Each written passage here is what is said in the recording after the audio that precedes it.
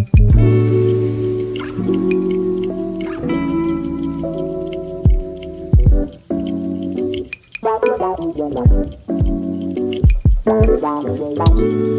back to A-List Talks. I'm your host, Adam Armbruster. We have an amazing guest today, just amazing. Linda Carson. You're going to hear a lot about her.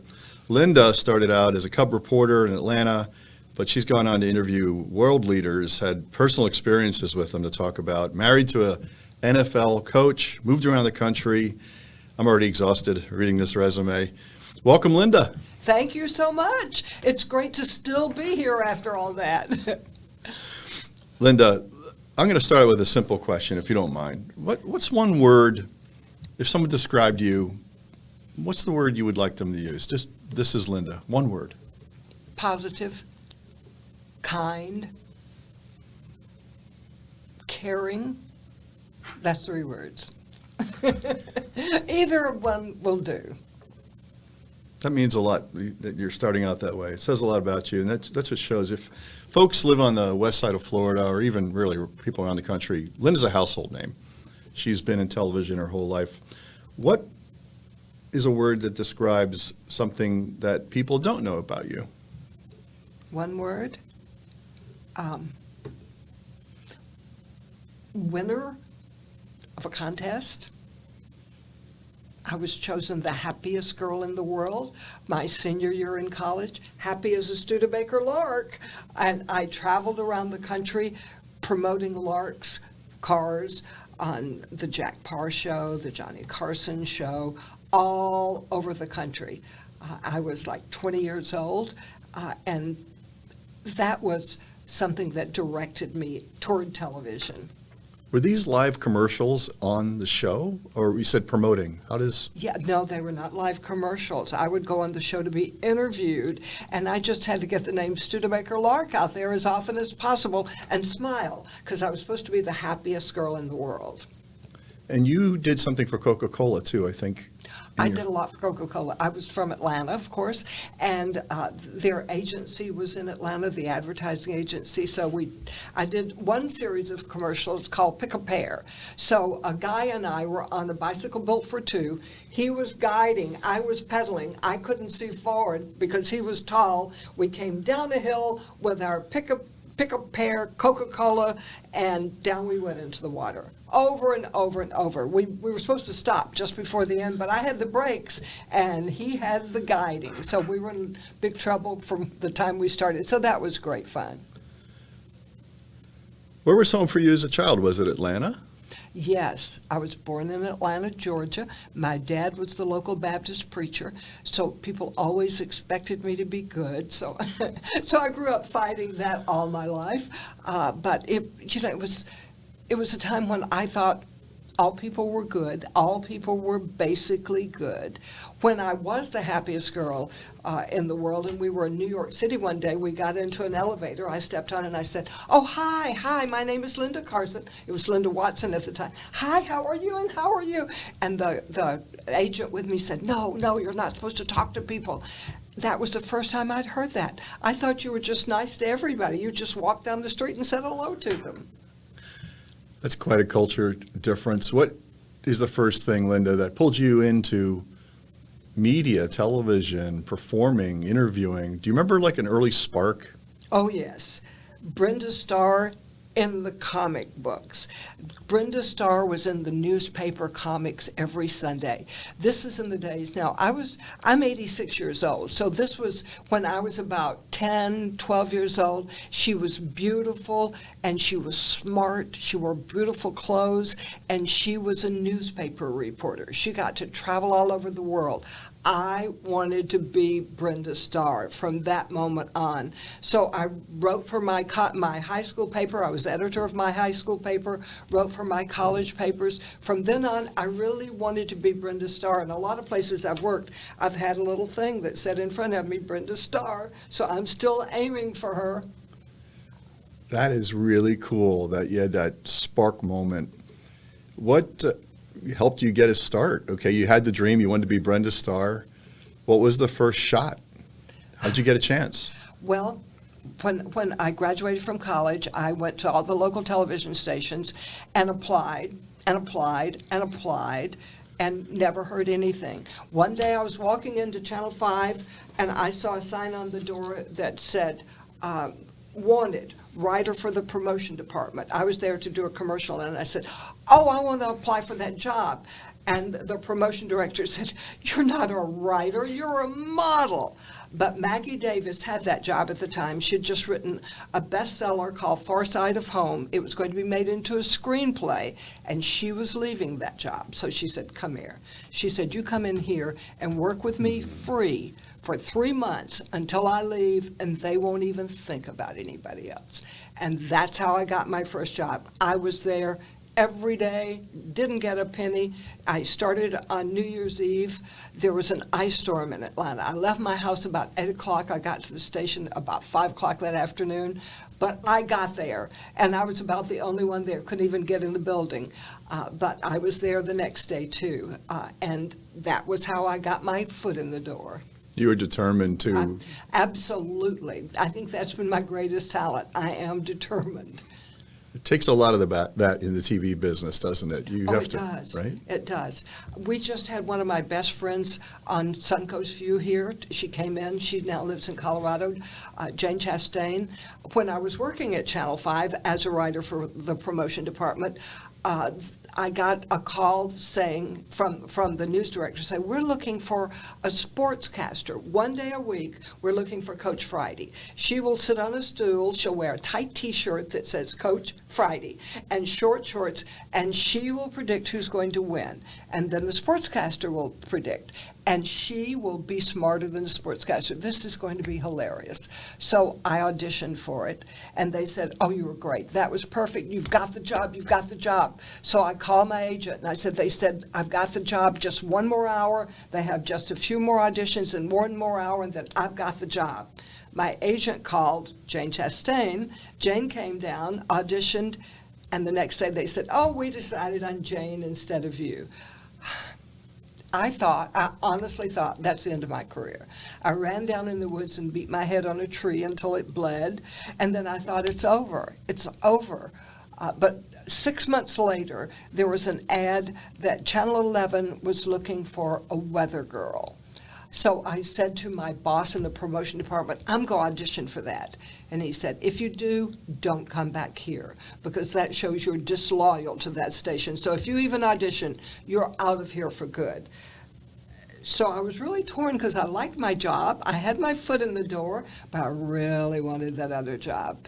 And so later that week, we went to see Sound of Music, and they played Climb Every Mountain. And I said, okay, that is my signal. That is my sign. I'm going to audition for that job, which I did. And I was number 257. I was the last person Oh, my to gosh. audition. This is honestly the truth. As I was auditioning, a fly started to go across my face. It went through my mouth, I kept talking. It went around my nose, I kept talking. And then the audition was over and they said, okay, union hours, we're out of here. Can't do it again, we're out of here. And so I went in my car and I cried and cried and thought, twice, this has happened to me, twice. But the next morning I got a call from the station manager saying, are you the girl with the fly on your nose? And I said, yes. And he said, after 257 women, you all look alike, but we could certainly remember you and the fly. So that started my career. I thought you were going to tell me the fly got the job. You met some amazing people. I want to get to your relationships too, but you met some amazing world leaders along the way here. Some of these things, Dr. Martin Luther King, you were with George Bush on 9/11 here in Sarasota.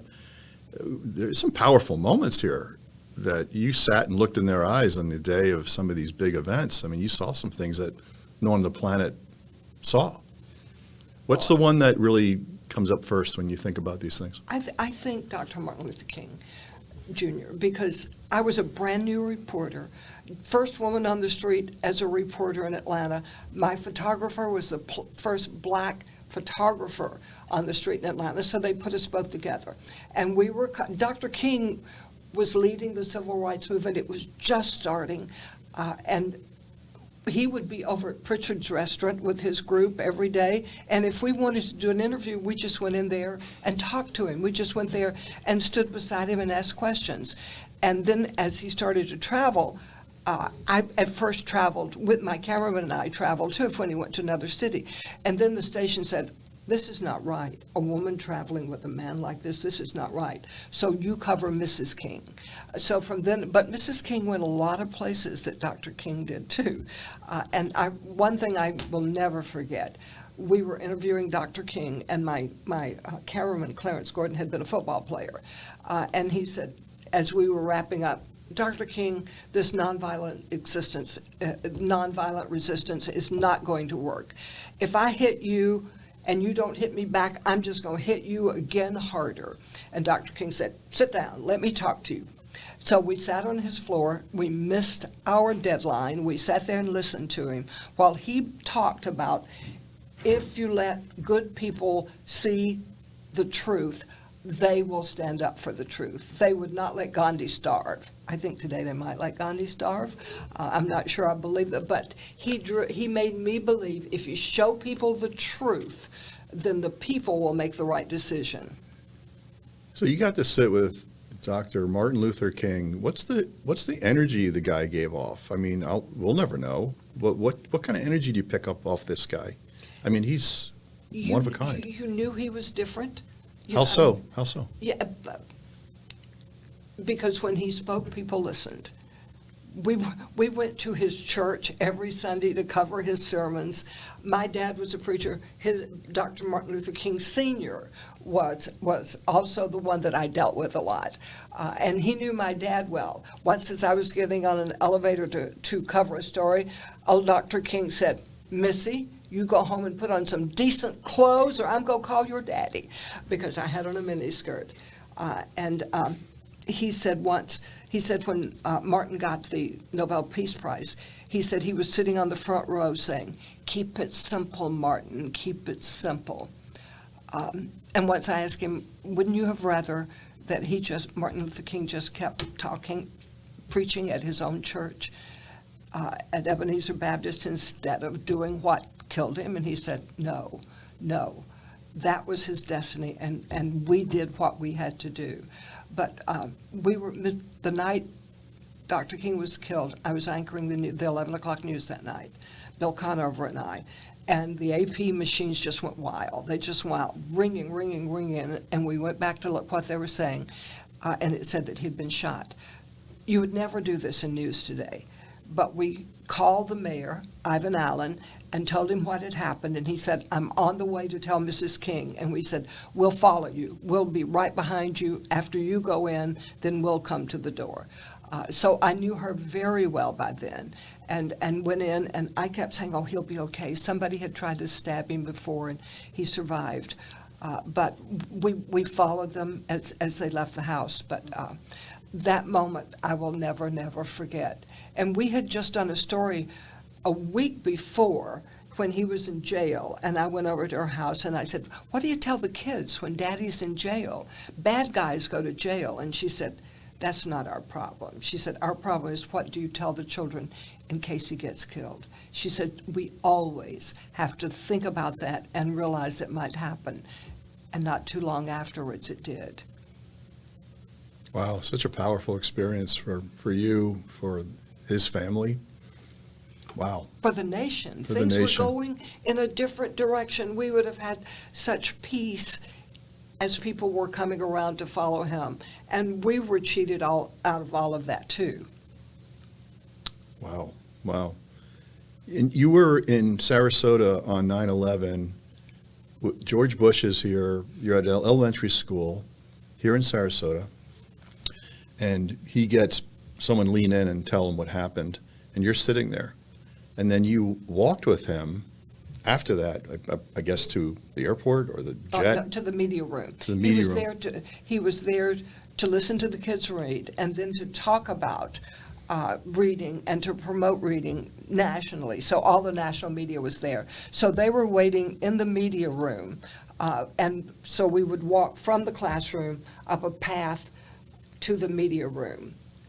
So we were Ann Compton from ABC was there, and me and my cameraman, and the school board camera, and we were the only ones in the room with him. And he came in, and they had told us, put away your cell phones, which, of course, I did. And Compton had a second cell phone. So he was listening to the kids read. Who was it?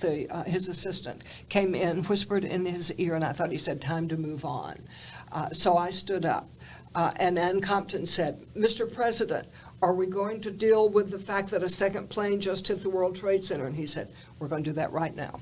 And he walked out of the room. He did not jump up immediately. He listened to the kid finish the sentence. There was a movie that said he had the book upside down. Absolutely not true according to our video. He seemed calm. He seemed thoughtful. And you could tell there was like a determination, like a powerful look on his face. He got up, he walked out. The people that were standing in that garden area had been waiting to shake his hand. As they stuck their hands out, he walked straight ahead, just looked straight ahead. I still didn't know what was happening. And he walked into the media room, and people started to cheer, and then they saw his face, and then it just stopped. And the national media was in. They knew what was going on by then, but we didn't. And so he stood by the television, they turned it on, and that's when he made the speech to the world. He could do that because the national media was right there. That was one of the most powerful feelings I've ever had in my life. I grabbed the hands of the people next to me. I have no idea who they were. I just grabbed their hands and held on, and I felt at that moment that we would do whatever we had to do to defend this country. I felt a feeling about this country, a love for this country I had never felt before. One of the most powerful feelings I think I've ever had in my life. After he made the speech, which was very short, he immediately left, immediately. So we were still there as the world was finding out what was going on. And we stayed there for the rest of the day, reporting live every so often. This is what happened. You don't have to worry about the kids here. They had the FBI checking them out. They had the Secret Service checking this place. The kids here are safe. They are being taken care of. They will be delivered home on time. Don't feel that you have to run down here. Everything is safe. So we stayed there the whole day. A year later, the people there, all except the president, came back for that day. And we gathered there in that room once again. And this was the best award I ever got. But we were presented an award, ABC 7, for the best coverage that day, for keeping people calm, for keeping them informed and calm and not creating panic. And I have never been as proud as I was that day because we felt that what we said that day could make a difference. Incredibly powerful, incredibly powerful. So you've been in some really amazing situations, but then you also were married to someone who had an incredible career, and your husband was an NFL coach. Yes, it wasn't when I met him. I met him on an interview. He was head coach at Georgia Tech, and I was anchoring the news in Atlanta, and I was divorced, and I heard that Bud Carson had gotten divorced, and so I was covering a lot of stories, but more feature-type stories. So one day they said, well, it's Friday, and it's a Jewish holiday, so our sportscaster is not here. Who's going to go out and interview Carson? He can be really tough. And I said, I'll do it. So I interviewed him, and I took a book, and I said, I heard you're divorced. And I read this book when I first got divorced, and it helped me so much. And I'd really like to have it back, but I think it might help you. But I wrote my phone number in there, so when you finish, just give me a call, and I'll pick the book up. He never fell for that, never called me, but I said to the sportscaster again, why don't you take Bud and I out for lunch? So he said, well, I'll think about it. So later we went back and covered him again. My cameraman, Clarence Gordon, and I went back and covered him, interviewed him again, and he said, why don't I take you two to dinner tonight? So Clarence said, well, I got to pick up my kid. He's 3. I got to pick up Mente. And Bud said, fine. the funny thing about that is 20 years later, when Bud was head coach at Georgia at Cleveland, the quarterbacks came in for training camp. Clemente Gordon, that little 3-year-old, was one of the quarterbacks. And I organized a cheering section. We want Clemente. We want Clemente. Bud didn't choose Clemente because he was not the pro quarterback type. But it just is funny how life sometimes goes in a circle. Well, television and professional sports are married, aren't they? Like, so you were married to a NFL coach, you were in television. It's all marketing, right? It's exposure. How did you guys juggle this dual career thing during this whole time? I mean, that's a lot of hours to work on both sides. And he understood my job and the importance of my job and was happy to coach me constantly. And I understood his. I understood, well, like when we got married, he was defensive coordinator for the Steelers. They had a game Thursday night. They came back to town the next morning. This was preseason, and we were going to get married. And so we got married. They had the weekend off. We went from Pittsburgh to Miami. We got to dinner that night, and he said, I've got to go back. I don't want to blow this whole season. I've got to go back. So we get on the last plane out, and we go back home, and he goes to work the next day. I was glad because I did not want to be the one who ruined the whole season. So I understood where his priorities were, and they were mine. They were exactly mine. It kind of takes that in a relationship. Some people say like it's 50-50, but it really isn't, is it? No, it never was 50-50 for us, but it was for my benefit too. Although I have to say when he got fired from Cleveland, I prayed, God, let me die and let him keep this job because it was that important to me. His happiness was that important to me. So I was very lucky in that way. Sounds like a beautiful marriage, Linda. It really does. You know, you shared some things about people that helped you along the way, but sometimes it can be a little more prickly than that. Did anyone ever say anything to you that you were like, really, you just said that to me? I mean, you're in the early days of television. There weren't a lot of women on television, right? I mean, absolutely. You got criticized. I heard a few things in there, but anything else that really motivated you that was said to you in maybe not a positive way? Well, I went to a meeting once when I just started as the weather girl, and the woman in charge was in charge of the biggest modeling agency in Atlanta, and she said, for any of you women who are doing television, don't expect to be on the air after you're 30. They will not look at a woman after she's 30 on the air. Here I was making a speech once, and after I made to second graders, and after I made the speech, a little boy raised his hand and he said, I love you on television. You're my favorite person. My dad can't stand you. He said, get that ugly woman off the air. But I say, I like her, which I took as a compliment. So yeah, there were always people that said women didn't belong in news. Once when I was covering politics in Atlanta, I interviewed a politician standing right outside the station, and when we finished, he said, honey, make sure this gets on the air, and he stuck a $20 bill down my dress. The camera was still rolling, so that part did get on the air. But there were people that, it was a help. I could go in on an interview that was very serious, and afterwards all the other people would leave, and I would be packing up, and they would say things they would have never said in front of a man, but that was just a woman over there. So I got some of my best stories that way. That's really interesting. You used what people perceived as a disadvantage. You knew it was an advantage. Yeah. And you used it despite their knowledge of you even using those techniques and Yeah, those skill sets. Yeah, well, I was hoping they would feel that way because I got a lot of information that way. As my wife says, play dumb, you learn more. Yeah.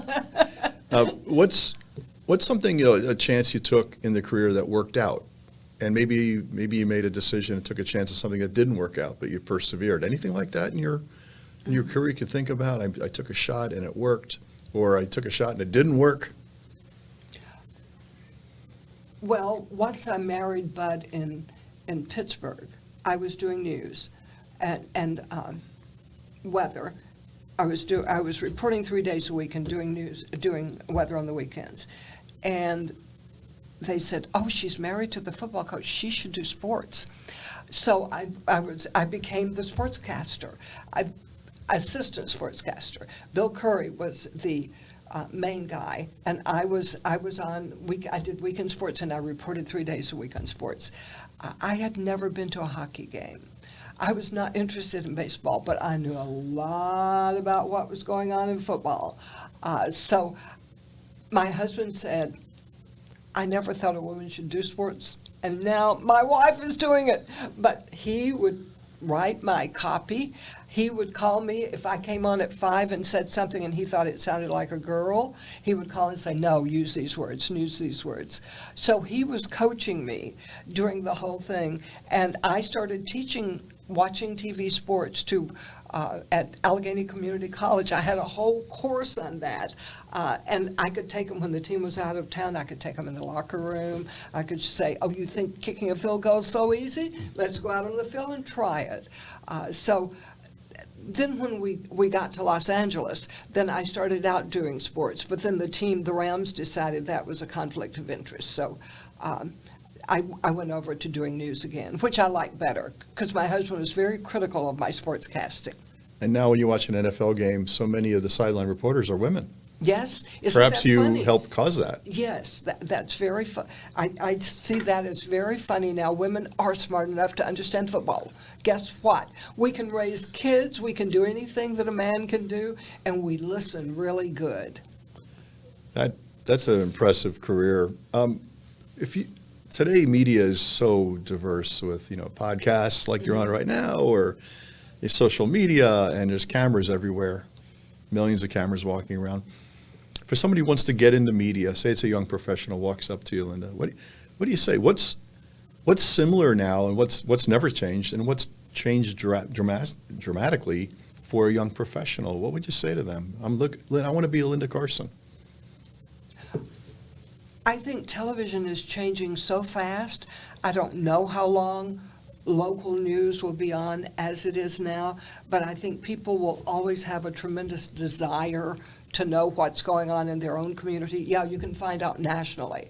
And we'll have AI, we'll have opinion, and it'll get mixed up. But on our level, I think people will always have from the town crier of the old days, we're just the town crier today, there will be a place. So I would say, go to college, major in history or political science. I'm majoring in journalism. The way we tell the stories changes so fast. If I had majored in broadcasting back in 1960, right at that time, they were using film. Everything was different then, so what I would have learned would not have transferred. But knowing history and how things have worked out in the past, knowing political science and how things have worked out in the past, learning to write, you need to learn to write, you need those skills. And it's not about the way you look. People worry so much about, I tried out. When I won the Happiest Girl in the World, one of my prizes was I would get a shot at Broadway. I would get a part on Broadway. Gypsy was on. They were looking for somebody to walk around without any clothes on with a balloon and say, "You got to have a gimmick. You got to have a gimmick." And I said to Joyce Selznick, "Do you think I'm pretty enough?" And she said, "Pretty has nothing to do with this. We can make you look pretty enough. That has nothing to do with this. You've got to have the determination to do everything it takes to get the job, or you don't belong in this." So I think the same thing is true in journalism. Don't worry about who's the prettiest. Worry about who knows the most, know the background, and because if you know what happened, you have a better idea of the importance of what you're covering.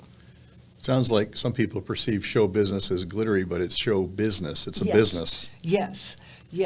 And I think our business is just telling the truth about what's going on. Going to a story, knowing what the story is, and coming back and say, "This is what I saw. This is what I saw," and not, "Here's what I think about it." What a terrific journey, Linda. And thank you for sharing what you've learned along the way, what you've experienced. These are powerful moments that are they're fleeting and they're gone, but they live in you.